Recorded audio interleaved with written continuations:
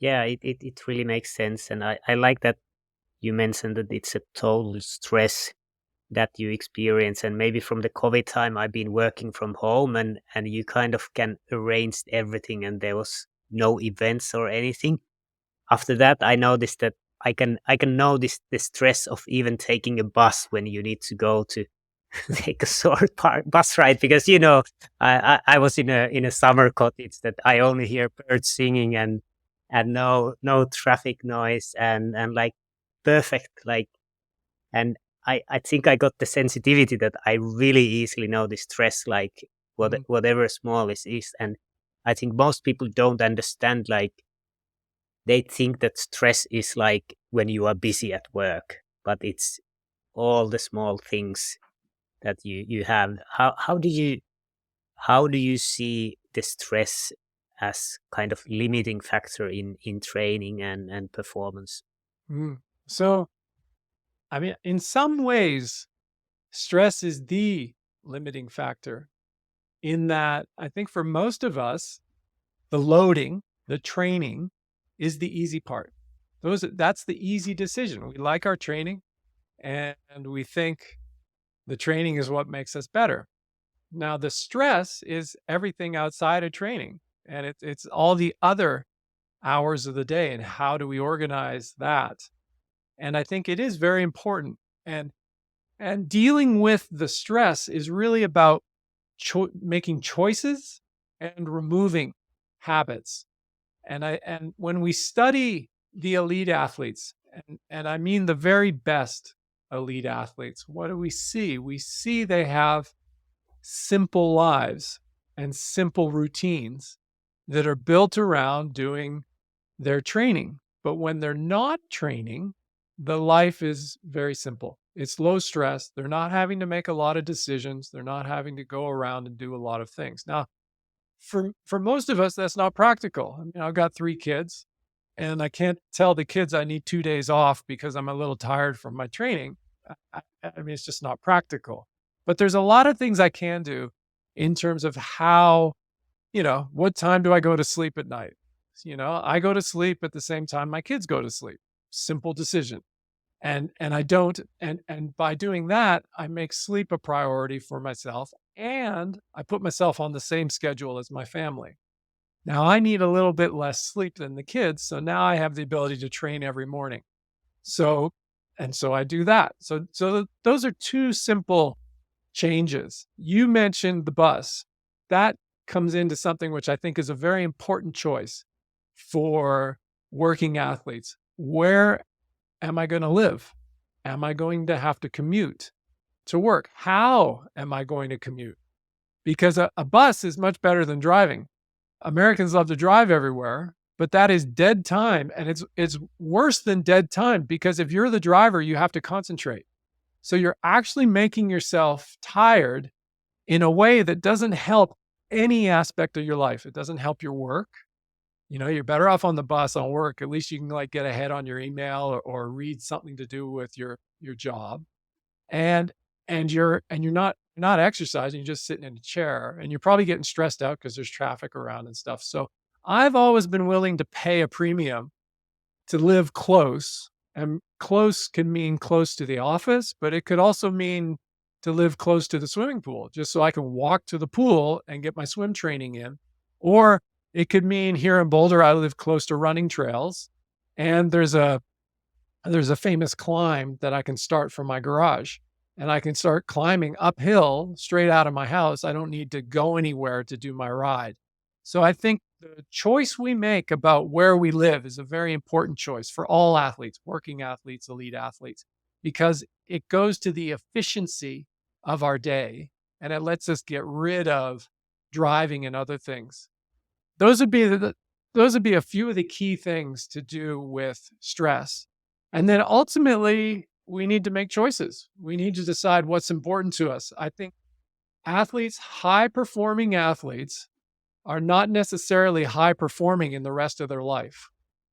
And what I mean by that is they've made a choice that athletics is going to be a focus for them.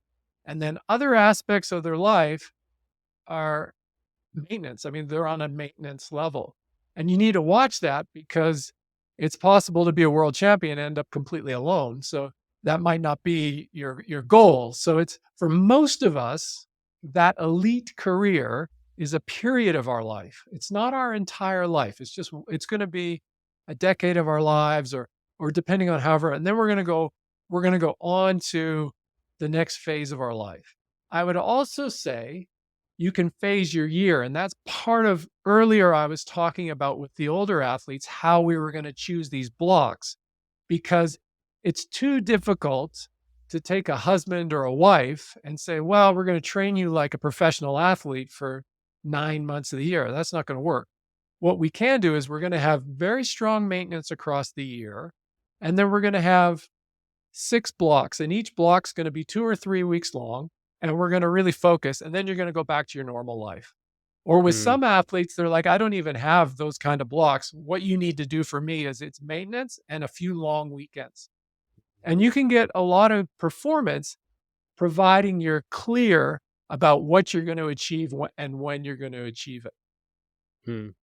Yeah, I really like it. It makes sense, and I couldn't agree more about living close. I have always prioritized that I want to live as close as where the things happen, because I don't see any sense like commuting or traveling to different places on a daily basis. Maybe if we still discuss a little bit of heart rate variability, I think you have been using heart rate variability for the measurement of recovery and readiness for training. Could you tell a little bit more?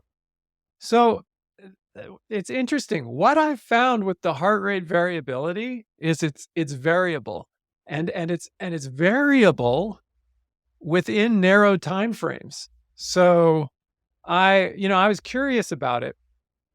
And I took my morning reading. Sometimes I do a 2-minute reading, and sometimes I'll take that reading 3 times just to see what's happening. And then in the evening, I will do a 5 to 10 minute reading. And on that reading, I can see how my variability is changing across that period. So I'm capturing the variability within the heart rate, but I'm also capturing the heart rate itself, the Mm, average number mm, across the period. And what I've found is that the heart rate, the number of beats per minute, is much more stable than looking at the variability itself. So there's more variation in the variability. Now, the variability has been most useful if I'm about to get sick. It shows very clearly before I can feel anything if I've been exposed to a virus or if I'm run down. So that is a very useful signal for me to pick up. I've managed to avoid getting sick a few times in the last year, 2 times in particular. And it was a very helpful signal because I didn't load. It was all of a sudden it dropped a lot, and I was like, wow, this is really strange. I'm just not going to load today. And I rested and I didn't get sick. I think in the olden days, I would have my schedule and I'd be like, well, schedule says 4-hour ride. You know, I'm just going to go. And then mm, I would have gotten sick and it would have cost me training. mm, So that is a useful thing. The other thing is I can see trends over time. And this is trends in heart rate as well as trends in variability. And as I'm getting run down, my variability will trend down. And if I have an unloading block, I will notice that my resting heart rate will be trending down as I'm unloading, as I'm freshening. So the mm, trends are also useful to me. mm, Now, here's a wrinkle. The chronic fatigue, and by chronic fatigue, I mean this baseline fatigue. It's not the day-to-day fatigue. It's almost like the week-to-week or the month-to-month fatigue. It can come in very slowly, so slowly that my heart rate variability metrics don't see it because mm, the variability, I use HRV for training to track my data, and it has I think is a like a 6-week window and then a 1-week mm, window. Now, when I'm getting tired across a season, so this would be across 3 or 4 weeks, even my long-term range is going to be changing very slowly. And so I might be getting run down. So it's important. I think it's important to get an idea of what the fresh baseline, the healthy baseline is a couple times a year. Most of us will have a transition period after our competitive season. I just did a transition period at the end of February. So I did an unload for 14 days just to see what is my healthy baseline. I was Mm, starting to feel a bit stale. I wasn't enjoying my training as much. And I was like, you know what? I'm just going to unload for 14 days before the spring and have a look. So that's something I would be aware of. The acute variations, I would not necessarily be making big decisions off of mm, what's happening day to day and moment to moment. I would be looking at the trends over time.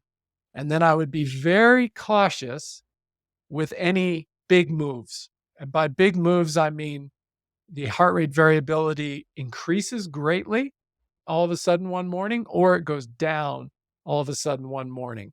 That would be, I'd be like, okay, this could be a caution sign. And I would be willing to give away a day of loading so that I didn't necessarily make myself sick or didn't increase the magnitude of the sickness. That's where it's been helpful, most helpful for me. mm, So when I capture my heart rate data, I also capture the variability data. So, it's easy for me just to pull everything in, but that's mm, how I've been finding it useful. And then I also pull in the other metrics. I would say, one of the best metrics that we have available to us is a really simple one, which is just how fast do we fall asleep. mm, What if all of a sudden our ability to fall asleep is impaired, that can be a signal. So that's like an early warning signal for me with fatigue is when my sleep starts to be disrupted. And I'm still sleeping, but all of a sudden I'm just lying in bed for an hour and a half, not sleeping at the beginning of the night. And then I fall asleep. My next day, my training's fine. But it's a sign that maybe I'm a little overstimulated. I'm not able to relax in the evening. And maybe I need to be thinking about if I'm in a block where my training load is high, maybe my sleep is trying to tell me my training load is a little too high for where I am right now. So yeah. the simple metrics, once you get an understanding of them, can be quite, I call it the natural signals. So Mm, the sleep and the feeling, my mood. If my children start bothering me a lot, that's a really good indicator for me. I lose yeah. my patience. Yeah. And again, it all comes to this, what's happening in the body, the stimulation. I'm a little Mm, overstimulated in my head. So the sleep is trouble. My patience isn't as good. So this is where it comes out. And then the final one I would say to people is cravings, the sugar cravings. I find, if all of a sudden my nutrition, I'm getting these strange cravings, there's information there. There's too much stress somewhere in my life, and I should probably just back it mm, down. Or maybe I'm depleted. I'm not fueling appropriately and I need to just eat a bit more. mm. Yeah, very good points. And you said that you take morning reading and evening reading. Do you do it like the other option would be to measure the whole night heart rate variability, but that might be a little bit more challenging. Do you have a Well, reason why you don't go full night and just the morning and evening? so actually, I got an Aura ring. So I do the ring has a look at the full night. But the full night at well, I'll share something else I've noticed too. So the full night is useful. I like being able to look at the data. And what am I looking for? Again, I'm looking at my heart rate, not my variability across the night. I want to see what I'll see when I'm recovering well is my heart rate falls across the night. The other thing I've noticed with taking the evening reading, though, is if my evening heart rate is significantly elevated. So I have a normal range in the evening.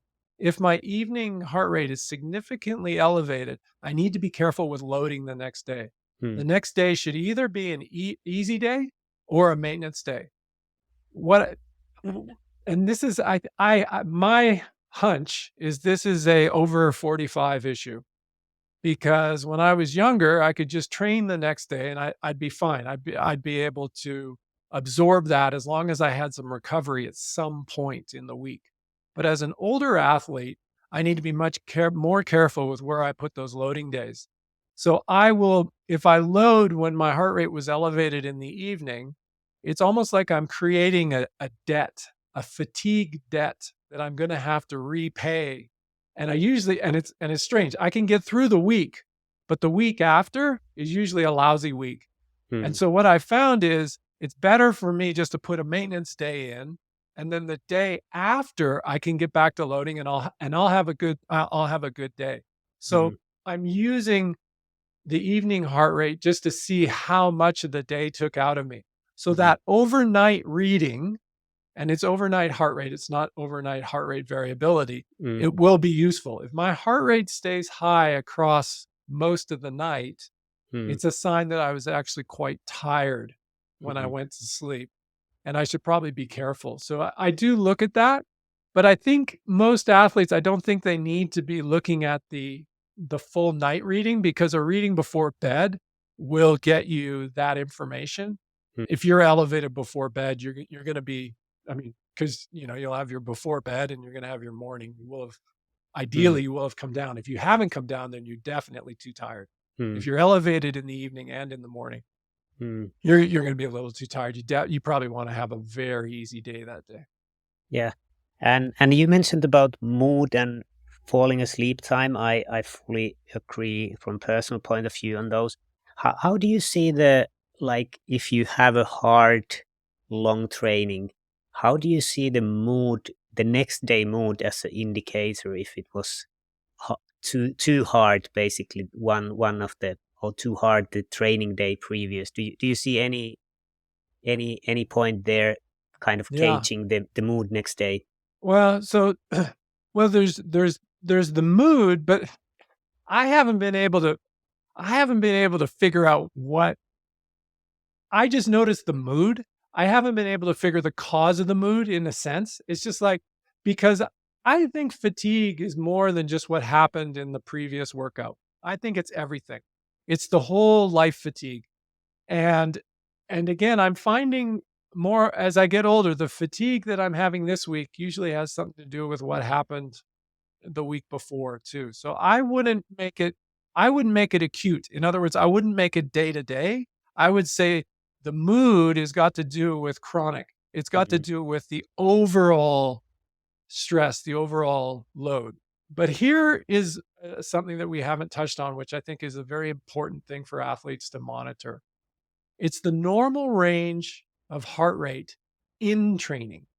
mhm, So during training, so in each session and in each intensity zone that the athlete is seeking to target, there will be a normal heart rate response. And and knowing that normal response, I think, is very valuable, because if you get a suppressed response, particularly at the lower end of your aerobic range, and if you were doing higher intensity training, if it's suppressed at the top end, is another clear signal. mm, You're probably a little too tired, or it's a combination of being too tired and also depleted. So that is something I watch very carefully. And I actually do a test most mornings where it's my warm up, and I look at my heart rate response on the bike in the warm up, and I see, is my heart rate coming up? And when I'm tired, my coach calls it, it's like a heart rate handbrake. It's like the body is pushing the heart rate down. It won't let the heart rate come up. And these are very low heart rates. So, the heart rate response is going to be 100 to 115 beats per minute normally. And if I'm tired, it's just going to stay at 100, 105. And I'm able to see at a very low level, low intensity level, something's wrong. Now, sometimes it might just be a cold room. It might just be I need a longer warm up. And in that case, I just do a longer warm up. The heart rate comes up normally, and I'm going to train normally. It's not a problem. So it's not the answer. It's just a little bit of information. But if my heart rate doesn't come up, then it's just going to be an easy day. And I'm gonna eat a little bit more, get some more food in my diet, because sometimes it can mean that I was depleted. So your prior question about if I had a big day. So if I had a big day prior and I have heart rate suppression after that big day, may mean that I did not fuel appropriately in the big day and after the big day. And so if I'm going to make a mistake on my big days, I'm going to eat a little bit too much because I don't want to carry depletion into the rest of my week, because I know it's going to impair my ability to recover and it'll impair my ability to absorb this training that I'm doing. Really, really good points. We are running up to our time, so I will wrap up. But I really enjoyed the discussion. I think I come from the science background more, and I think basically everything you said, it makes sense from the scientific point of view. I fully agree basically with every point. So this was really interesting discussion. So thank you for your insights, Cordo. Thanks. I enjoyed it.